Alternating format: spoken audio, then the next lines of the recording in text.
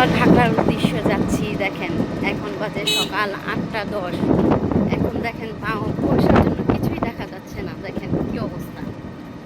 দেখেন গ্রামের মানুষ কত কষ্ট করে, আর আমরা কত ভালোভাবে থাকি ঢাকা শহরে, তারপর আমাদের ভালো লাগে না। দেখেন প্রকৃতির কি সুন্দর একটা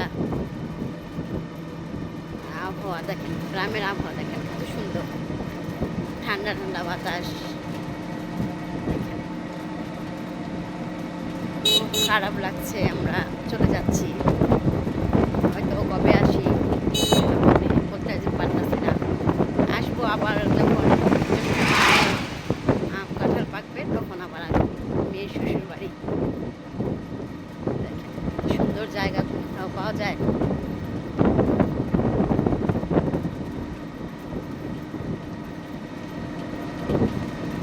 কেমন আছে এই যে এই সাইডটা দেখেন